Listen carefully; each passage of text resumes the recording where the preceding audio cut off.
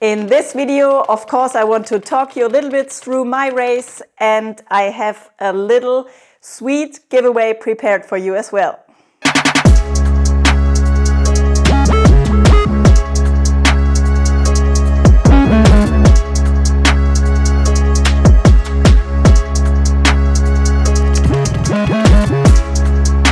Yeah, we started good into our week. We landed on Monday.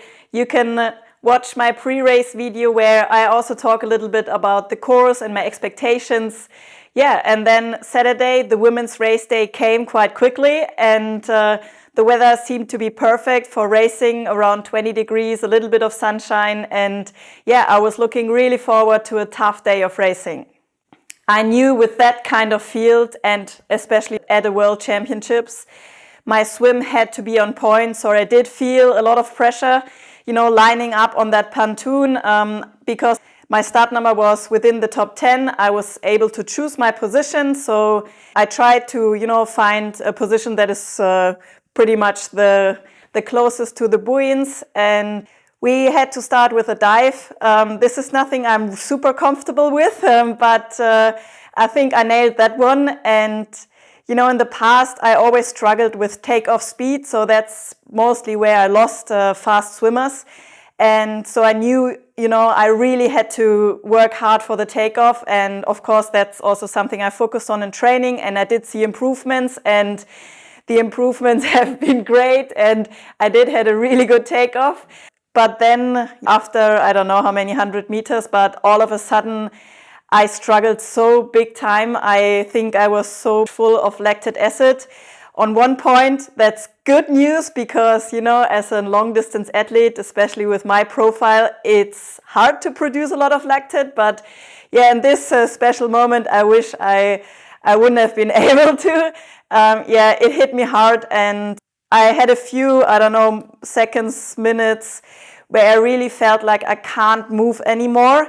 And, I had these thoughts going on. I don't know how to finish this swim, and I have no idea how I can ride or run after this anymore. So obviously I lost the contact to a very important group that included mostly all of the bike power. Yeah, of course, Taylor Knibb was far ahead of that as well. I think she's just on another level at the moment. But for my personal race, I lost the important group, and I came out of the water, still trying to get back into some kind of state where I feel like I can race. I jumped on my bike, and from that moment on, I still focused on now ride as hard as you can. It was difficult because I was so lonely. Of course, there were many girls ahead of me that I potentially could catch, and I did caught a lot of them, but unfortunately I couldn't close the gap to the important group that would have, been necessary to make a step on the podium, of course. And it got a bit lonely out on the bike. I saw many girls in penalty tents, and I know there's probably a lot of discussion about that, but from my personal perspective, I think the refs really tried to do a good job. And even, I was riding so lonely on my own, but he came to me at one point and told me that I should ride more on the right side, because the right side was sometimes a bit bumpy on the street, so I rode more in the middle. And even this call, they were actually looking and trying to make it as fair as possible. So that was great to see, in my opinion, but it's also another takeaway for me that at this level of racing, we need to implement 20-meter rule and also race ranger for this caliber of racing. I don't think otherwise it will be possible for, slower swimmers to ever make it to the front. Groups simply work too good, and especially if they include a lot of bike power. Some of you don't know what's the actual, effect of riding in a group.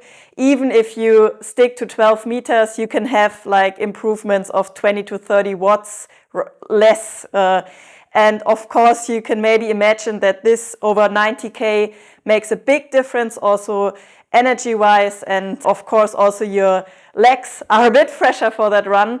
So, considering all of this, I think I did a pretty good job in just trying to stay in the moment, focus, believe that I can still, push and make a move towards to the front. Of course, when I realized it's not really working, it was mentally tough, that's for sure. But I don't want to give up, especially at a World Championship race. And that's why I, jumped off the bike and was still hoping that maybe on this run course I could turn it around. But to be honest, I also invested a lot on the bike. This solo chase was really tough physically and mentally. So jumping off the bike, I knew, they're all in front of me, like the main contenders. And I tried my best to chase them down, but obviously I invested quite a lot on the bike and I didn't have the best run legs anymore. And of course, on that course, it's brutal, but I'm proud that I was still able to focus and just giving my best. And at the end, I came in 6th, and that was the best I could do on that day. My takeaways from this race are I need to improve my swim. Of course, this is not like news. We knew that before, but I still want to focus on the positive and don't want to talk myself down, of course.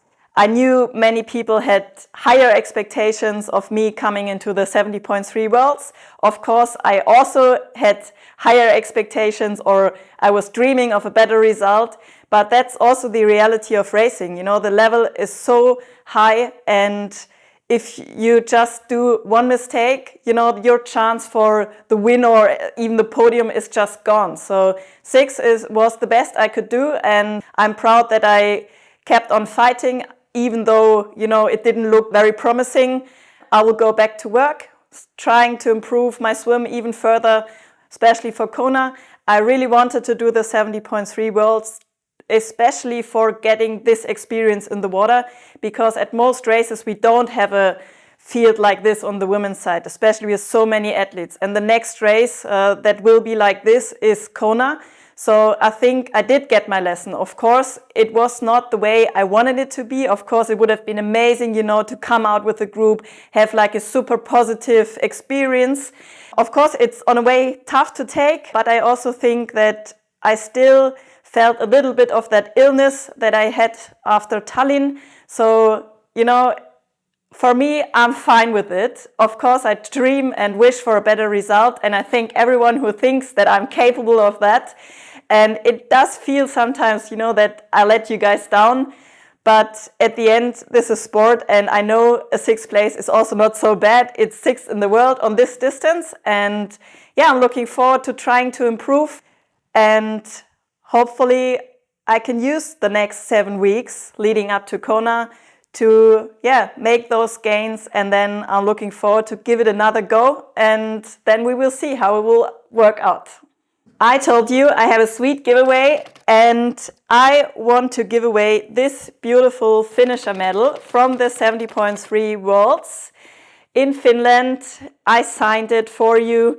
I think it's beautiful, and maybe it could be great motivation for your pain cave and will remind you on chasing your goals. So in order to win this medal, I want you to comment what content you would like to see or what video you would like to see over the next few weeks. I will have a look at them and choose the best ones, and we'll announce the winner in the next video. So thanks for watching this 70.3 Worlds recap. I hope you enjoyed it. Give me a thumb up and make sure to follow this channel if you want to see more videos in the future.